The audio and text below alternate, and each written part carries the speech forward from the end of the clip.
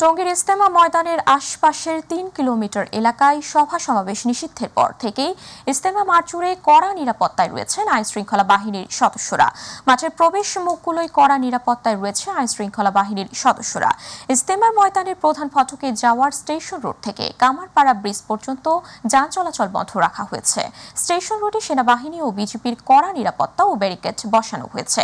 কামারপাড়া ব্রিজের মুখে ব্যারিকেড দিয়ে কড়া নিরাপত্তায় রেখেছে সেনাবাহিনী, বিজিবি ও এপিবিএন এর সদস্যরা। এছাড়া ইজতেমার মাঠে প্রবেশের প্রধান ফটকের এই সড়কটিতে র্যাব পুলিশ সদস্যদের টহল, সাজোয়া যানসহ আইনশৃঙ্খলা বাহিনীর বিভিন্ন যানবাহন দেখা গেছে।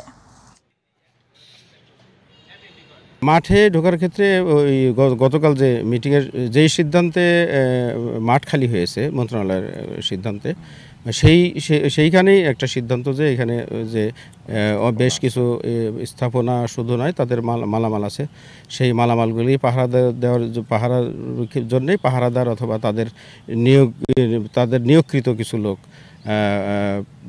এখানে অবস্থান করবে আর কি, থাকবে, মালামালগুলি দেখবে, সেই লোকগুলি এখানে আছে। এটা মানে সুরাই নিজাম গ্রুপ যেটা, তাদেরই মালামাল এখানে, তারাই অবস্থান করে আর কি ম্যাক্সিমাম টাইম। তো তাদের মালামালগুলি ছিল আর কি। তারা তো ওই যে অপরপক্ষ যারা, তারা তো রাতে যখন ঢুকে তখন তারা তো কোনো রকম মানে জিনিসপত্র রেখে চলে গিয়েছিল আর কি। তো আর কালকে যারা বের হয়ে গেছে তারা তো তাদের জিনিসপত্র মাল সামানা নিয়ে চলে গেছেন।